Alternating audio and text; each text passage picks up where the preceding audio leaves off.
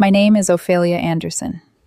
I'm 31 years old, and if you had told me a month ago that my entire life would turn upside down over the sound of a text notification, I would have laughed. But betrayal never walks in loudly. It slips through the cracks disguised as something harmless.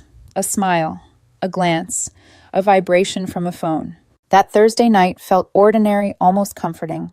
I was curled up on the couch with a blanket scrolling through Instagram reels after a long day at work. My boyfriend, Adrian, 28, was sitting right beside me, his laptop open fingers tapping as if he were working on one of his endless projects. 3 years together had made the silence between us feel safe, like an old sweater, soft, predictable. Then his phone buzzed. Nothing unusual, except Adrian reacted a little too quickly. He snatched it from the armrest, tilting the screen away from me like a teenager guarding his diary. My eyes flicked toward him, and that's when I saw it. The smile. Not just any smile, the kind he used to give me in the early days. The one that made me fall for him, made me believe we were building something real. But it wasn't aimed at me now. It was aimed at whoever lived inside that glowing rectangle in his hand. Another buzz. His thumbs moved fast, both of them typing with an energy I hadn't seen in weeks. I tried to sound casual. Who's got you smiling like that? He didn't even glance up. Just Jenna. She sent me a meme. Jenna, his best friend since college. Except Jenna and her husband were on a cruise right now. I'd seen her posts all over Instagram. Sunsets, umbrella drinks, hashtags about being disconnected because they didn't buy the Wi-Fi package. My stomach tightened. Something didn't add up. And then his phone betrayed him. Another buzz, another preview this time. I caught it before his hand could shield it. Can't stop thinking about last weekend. Brian, the ex. The one Adrian swore was history, a mistake, a ghost from the past. For a moment, the air in the room seemed to vanish. My ears rang like I was underwater. My hands went cold. I forced my voice to stay steady. Adrian, Brian's texting you. The silence that followed told me everything. He froze screen, still glowing in his hand. And then, God, I'll never forget this. He laughed. Actually laughed. So what? It's just texts, he said, shrugging. You're acting dramatic. Texts. You told me you blocked him. I did. Then I unblocked him. We're friends. He dragged out the word like it could erase the sting of last weekend. Friends who can't stop thinking about last weekend. My voice cracked despite myself. Adrian leaned back on the couch, still laughing like this was some kind of performance. His tone sharpened into mockery. Oh my God, Ophelia, you're so dramatic. What are you going to do? Break up with me. That was the moment something inside me snapped, not with rage, not with tears, but with clarity. I didn't yell. I didn't cry. I stood up. Without a word, I walked into the bedroom. I opened the closet. My eyes landed on the sleek black suitcase I had bought Adrian last year for our anniversary trip to Paris, the one he loved showing off at the airport because it made him look grown up. I pulled it out, set it on the bed, and unzipped it. But I didn't put his clothes in. I started folding mine. A pair of jeans, my work blouses, my favorite sweater. The scent of my lavender detergent clung to the fabric, strangely soothing as my hands moved automatically. From the living room, his laughter wavered. Wait, are you packing your stuff? In my suitcase. I ignored him. I walked to the bathroom, gathered my toiletries, razor perfume, face cream, and dropped them in neatly. Back in the bedroom, I packed my gym shoes, my laptop, my documents, my life, piece by piece. The laughter stopped. He followed me in, leaning on the doorframe, frown lines deepening. Ophelia, what are you doing? Still, I didn't answer. Silence was louder than any fight I could have picked. When he grabbed my wrist, I pulled away with a calmness that startled even me. This isn't funny, he snapped. So I texted my ex. Big deal. I zipped up the suitcase. The sound of the teeth locking together echoed in the quiet room. Adrian's tone shifted from mocking to panicked. Fine, I'll block him again. Happy. I brushed past him and walked back to the living room. My phone was already in my hand, booking an extended stay hotel 10 minutes away. Decent rates, monthly options. Adrian trailed after me, desperation creeping into his voice. Wait, you're not actually leaving over this. Ophelia, stop. This is insane. Insane. That was the word he chose. I didn't look up. I was canceling his car insurance on my banking app, removing his phone from my plan, cutting off every financial tether that had tied him to me for the last year and a half. Adrian's face went pale when he realized what I was doing. You canceled my insurance. I need that car for work. My Uber notification buzzed, 8 minutes away. Ophelia, please, can we just talk? I'm sorry about the texts. Not sorry for cheating, not sorry for lying. Sorry I was leaving. I glanced at him finally. His eyes were wild, darting between me and the suitcase. For the first time in 3 years, I saw him not as my boyfriend, not as my partner, but as a stranger. The driver was almost here. I went to the kitchen, collected the appliances I'd bought: coffee maker, blender, air fryer, and placed them by the door. My belongings, my money, my life. Adrian's voice cracked. You can't just leave. This is crazy. We've been together 3 years. I slid my passport into the suitcase pocket and closed it. Exactly, I said quietly. 3 years, too many. The Uber arrived. I pulled the suitcase handle and rolled it to the door. Ophelia. Please, where am I supposed to go? I paused, finally meeting his eyes. Brian's place seemed available. His face crumbled. I stepped out into the hallway, leaving the apartment behind, the sound of Adrian's pleading voice muffled as the door clicked shut behind me. The Uber driver helped me load the suitcase. He glanced at me curiously. Moving out. Something in my chest twisted, but I forced a small smile. Something like that. As we pulled away, I looked out the window at the city lights blurring past, and for the first time that night, I exhaled. Adrian's laughter still echoed in my head. What are you going to do? Break up with me. He thought he knew the answer. He was wrong. The Uber driver's taillights faded as he disappeared around the corner, leaving Adrian standing in the doorway, framed by the soft glow of our apartment. I didn't look back, but I could feel his stare boring into my back like a storm that hadn't broken yet. When I reached the hotel, the silence of the small neutral-colored room wrapped around me like armor. Beige curtains, a clean bedspread, a nightstand with a cheap lamp. It wasn't home, but it was mine. The air smelled faintly of disinfectant and freedom. I set the suitcase down and sat on the edge of the bed. My hands trembled, not from regret, but from the rush of what I had just done. I'd walked out without shouting, without begging, without warning. My absence would speak louder than any confrontation. But I wasn't done. I opened my laptop and pulled up my banking app. Adrian's entire life had been floating on the raft of my generosity. Car insurance, utilities, groceries. Even his phone plan, I had been paying it all while he got back on his feet. Well, the raft had sunk. Click, cancel insurance. Click, remove phone line. Click, stop auto pay for utilities. Each confirmation message felt like a chain snapping. Back in the apartment, I knew he'd be pacing, maybe swearing, maybe still laughing to himself, thinking I was bluffing. But the first time his car refused to start because his insurance was gone, or his phone went dark after the next billing cycle reality would hit him. I thought about the way he laughed when I confronted him, the mocking tilt of his head, the disbelief that I would ever walk away. That image burned hotter than my heartbreak. The next morning, my phone buzzed. Not with texts from him, those I ignored, but with notifications from my landlord. I called Robert, a practical man in his 50s who'd always been kind. Hi, it's Ophelia. I need to update the lease. Adrian won't be living there anymore. Robert's voice was sympathetic. Sorry to hear that. He's not on the lease, right? No, just me. Then technically, he's your guest. If you're moving out, he has no legal standing. Do you want him gone? I hesitated. Part of me wanted to leave him there to rot in the shell of what we'd built, but I knew better. Adrian wasn't the type to fade quietly. He'd lie, maybe even lash out. Yes, I said firmly, I want him out. I'll draft a 30-day notice. He'll have to vacate. Relief flooded me sharp and clean. One more tether cut. By the third day, Adrian's mask began to crack. My phone lit up with a storm of messages, apologies, anger, bargaining. Adrian. You're overreacting, Adrian. It was just texts. Adrian.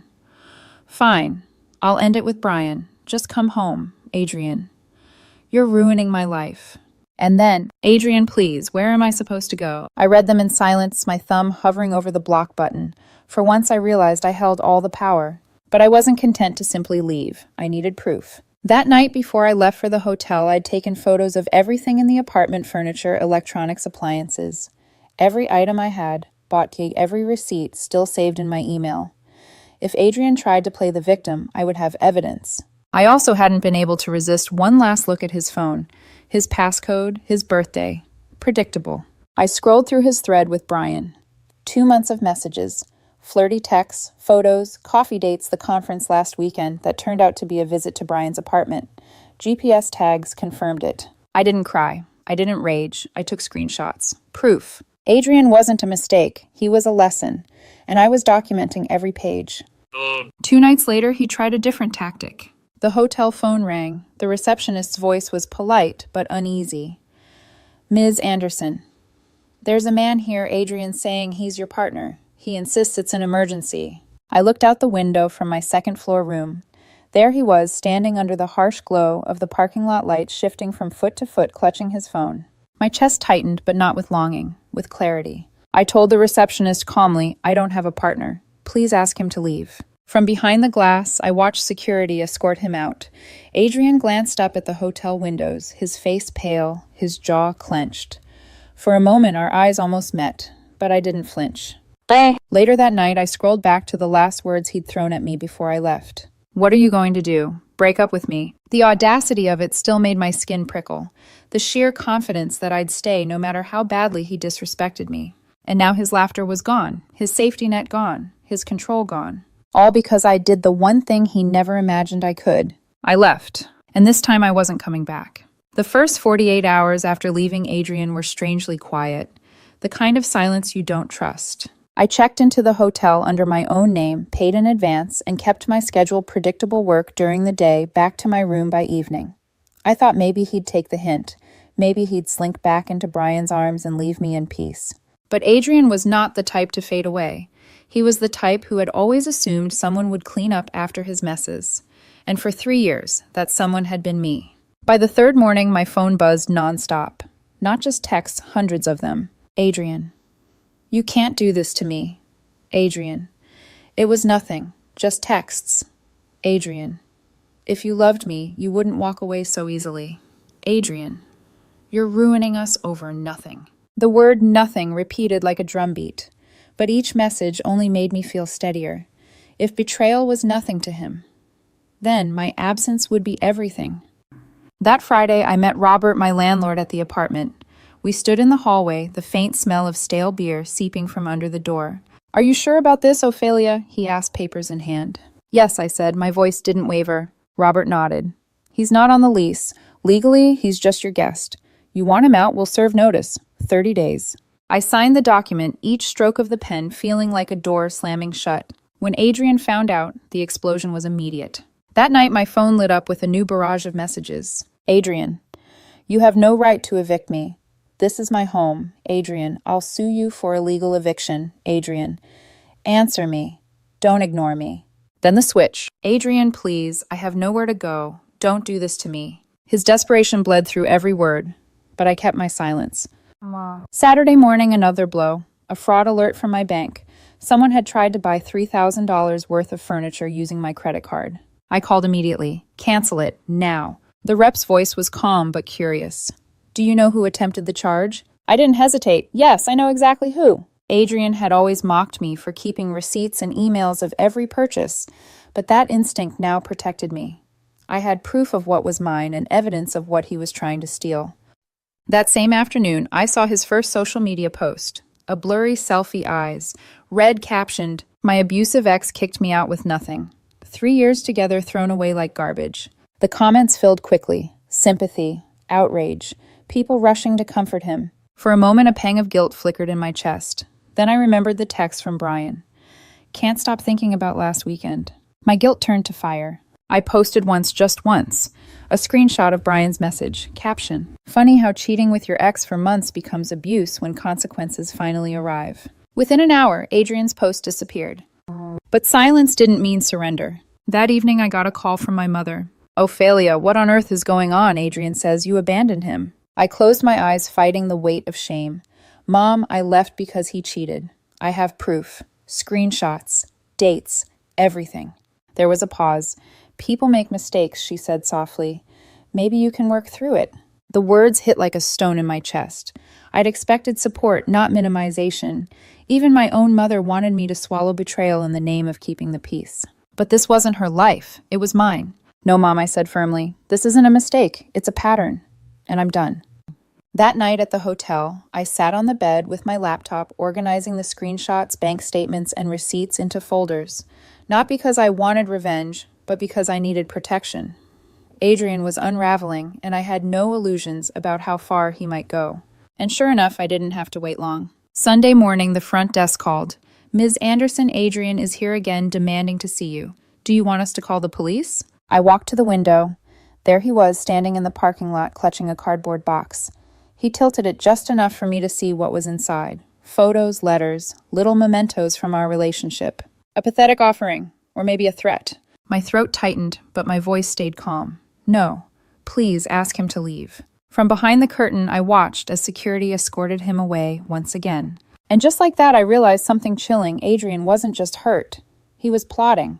This wasn't over. It was only beginning. By the end of the first week, Adrian wasn't just desperate. He was unhinged. It started with phone calls. Dozens of them.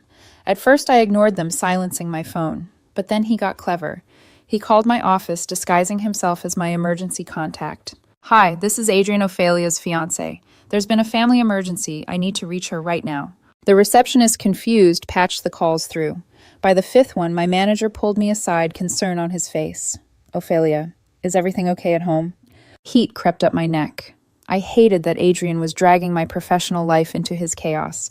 I opened my phone, pulled up the screenshots, the thread with Brian, the late-night texts, the proof. I showed my manager. His eyes widened. Jesus. All right, we'll inform security. He won't be allowed in the building. If he shows up, we'll handle it. Relief washed over me, but it was laced with dread. If Adrian was willing to humiliate himself like this, what else was he capable of? 2 days later, a new alert someone had applied for 3 credit cards in my name. I spent hours on the phone, freezing my accounts, filing police reports. When the detective called me back, his tone was brisk but empathetic. Ms. Anderson, do you have proof he knows your personal information? I swallowed hard. We lived together for 18 months. He had access to everything, my documents, my laptop, my files. Given the timing, the motive seems clear. We'll need to speak with him directly. The words should have scared me, but instead they steadied me. Finally, someone in authority was seeing what I saw. This wasn't heartbreak. This was escalation. Meanwhile, Adrian's manipulation tactics grew wilder. He created fake apartment listings online using my phone number, $200 a month. Females preferred. By noon, my phone was exploding with texts from strangers asking to rent a room. I spent hours posting clarifications, reporting his fake ads, even changing my number. Each time, it felt like I was cutting off another tentacle of his reach, but he always found new ways to slither back in. Then came the guilt trips. Late-night emails. Subject lines like, "Please, I'm not okay." Inside, rambling apologies mixed with veiled threats. "If you don't come back, I don't know what I'll do. You're my whole world. Without you, I'm nothing." At first, my chest clenched with old, familiar pity. But then I remembered the photos tagged at Brian's apartment, the mocking laughter when I confronted him. His pleas weren't about love. They were about control. I forwarded every email to a separate folder, evidence. Even my friends weren't safe. Adrian blasted them all with messages painting me as paranoid, claiming I'd lost my mind. "Ophelia is having some kind of episode," he wrote. "She thinks I'm cheating when I've been nothing but loyal. I'm worried about her." For a moment, I feared he'd succeed, that someone would believe his lies. And then Tom, one of my oldest friends, called me. His voice was tight, hesitant. "Ophelia, I need to ask you something. Adrian says you're not well, that you're imagining things." My pulse thudded in my ears. "Tom? Did he mention Brian?" Silence. "Check with Melissa," I pressed. "I bet she still has Jenna's cruise photos. Check the dates against Adrian's messages, then tell me who's imagining things." An hour later, Tom texted back, "We saw it. You were right. He's full of it. We're with you." One flying monkey down. But Adrian wasn't finished. That Thursday, as I settled into my hotel room, my phone buzzed with a blocked number. I answered cautiously, "Ms. Anderson." The voice was formal. Male. "This is Officer Martinez. We need to inform you that Adrian Gray is under investigation for attempted identity theft. He'll be contacted for questioning." For a moment, the air left my lungs. I stared at the beige hotel walls, the cheap lamp glowing in the corner. Adrian had thought he was clever, untouchable, but now the law had his name on file. And with that, I realized something chilling. This wasn't just a breakup anymore. It was a war. A war Adrian had already started losing. By the second week, Adrian's life was collapsing like a house of cards. The first domino fell when the police showed up at his workplace. He had strutted into his job that morning like nothing was wrong, like he could still bluff his way through life. But when 2 officers walked past the reception desk and asked for him by name, the entire office froze. I wasn't there to see it, but word spread fast. A friend texted me, They escorted him out in front of everyone. He looked like he'd seen a ghost. By the end of the day, Adrian was suspended pending investigation. Translation jobless. Brian, his precious ex, didn't stick around either. The man who'd fueled those late-night texts, who'd whispered about last weekend, vanished the moment things turned serious. Adrian texted me one night. Adrian Brian won't even answer my calls. He's ghosting me. I have no one left. For a moment, pity stirred in my chest. Then I remembered the smug grin, the cruel laugh. What are you going to do? Break up with me? No, he'd chosen this path. He'd burned his own bridges. As eviction day loomed, Adrian tried everything to worm his way back into my life. First came the love bombing. Adrian, I can't sleep without you. Adrian, you're my soulmate. Please come home. When that didn't work, he pivoted to threats. Adrian, if you don't talk to me, you'll regret it. I'll ruin you. And when that failed, he tried guilt. Each time I forwarded the messages to the police and documented everything. When he claimed he was suicidal, I even called a wellness check. He was fine. Furious, but fine. Adrian didn't want to end his life. He wanted to keep a leash on mine. His parents got involved next. My phone rang one evening, an unfamiliar number lighting up the screen. I answered cautiously. Ophelia. The voice was tight-clipped. This is Adrian's mother. I braced myself. You've humiliated him. You've destroyed his future. After 3 years, don't you think you owe him more than this? Her words dripped with venom, but all I felt was a strange, calm detachment. I don't owe him anything, I said evenly. He cheated, he lied, he used me. That's on him. The silence that followed was long and cold. Then she hung up. I stared at the blank screen, realizing something painful but liberating. I wasn't just breaking up with Adrian. I was breaking up with his entire ecosystem of enablers. And then karma struck hard. Adrian's fraud attempts finally caught up with him. One evening, my phone rang again, this time from Officer Martinez. Ms. Anderson, we've arrested Adrian Gray for attempted identity theft. He's been booked and processed. My breath hitched. I wasn't elated. I wasn't celebrating. I just sat there in stunned silence, gripping the phone so tightly my knuckles whitened. Adrian, arrested. Will he be released? I asked quietly. He made bail, the officer said. His parents posted it. But the charges are serious. Court dates will follow. When I hung up, the room felt unbearably still. For months, I'd carried the weight of Adrian's betrayal, his chaos, his harassment. And now, for the first time, it wasn't just me holding him accountable. The system had finally stepped in. That night, I looked at the empty suitcase in the corner of my hotel room, the same one I had used to pack my life in silence. Adrian had mocked me, laughed in my face, asked me what I was going to do. Well, here was his answer. No job, no home, no Brian, and a criminal record with his name on it. And I hadn't lifted a finger in revenge. I had simply walked away. 30 days after I rolled my suitcase out of that apartment, Robert called me. He's gone, my landlord said. Finally out. Do you want to do a walkthrough? Part of me didn't. I wanted to leave that place as a sealed tomb of broken promises. But another part, the practical part, needed closure. When I arrived, Robert unlocked the door.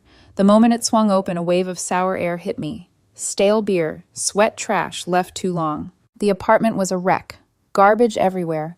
Furniture overturned. Walls scarred with holes, the bathroom mirror cracked like a spiderweb. On the bedroom wall, written in thick black marker, were the words, "You ruined my life." Robert shook his head. Don't worry, I've got photos. We'll handle this in small claims. But I didn't care about the deposit. I only cared about breathing air that didn't reek of Adrian's chaos.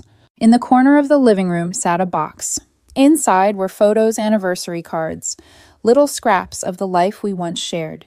He'd left them behind like an act of spite, as if tossing me reminders of what I'd lost would wound me. I stared at the box for a long time. Then I carried it outside to the dumpster and dropped it in without ceremony. The past was trash. I wasn't carrying it into my future. Bomb. The irony, though, he hadn't taken his luggage. The same sleek suitcase I'd packed that first night, the one I bought for him to flaunt at airports, sat abandoned by the closet, a monument to poetic justice. High-quality luggage, expensive, still in perfect condition. I rolled it out to my car, a strange smile tugging at my lips. He thought it was his. But now it was mine, a trophy not of love, but of liberation. Life didn't transform overnight. I still had court hearings to prepare for. Adrian's case wound through the system, dragging his name deeper into mud he'd made himself. But my own life, it was lighter. I moved into a small one-bedroom closer to work. The walls were bare at first, but they echoed with peace instead of shouting. I bought plants for the windowsill, played music while I cooked, even started taking guitar lessons, a dream I'd shelved, when Adrian mocked me for being too old to learn new hobbies. I reconnected with friends, the ones Adrian had tried to turn against me. They welcomed me back without hesitation, and slowly laughter returned to my evenings. I hit the gym. I started journaling. I took long walks at dusk, breathing in freedom like it was oxygen I'd been starved of. And always in the corner of my new bedroom sat the black suitcase, waiting. One evening, while scrolling flight deals, I saw a solo trip to Japan, affordable, perfectly timed for the spring cherry blossoms. I imagined myself there, walking under pink skies, carrying only the suitcase Adrian had once mocked me with, a suitcase that no longer symbolized him but me, my escape, my freedom, my rebirth. I booked it. Sometimes, late at night, I still hear his voice echo in my head. What are you going to do? Break up with me. He said it with such confidence, such arrogance, convinced I would never leave. But I did, quietly, completely. I didn't scream. I didn't beg. I didn't collapse under the weight of betrayal. I simply packed my life into the luggage he thought was his, and I walked away. The best $300 I ever spent because it didn't just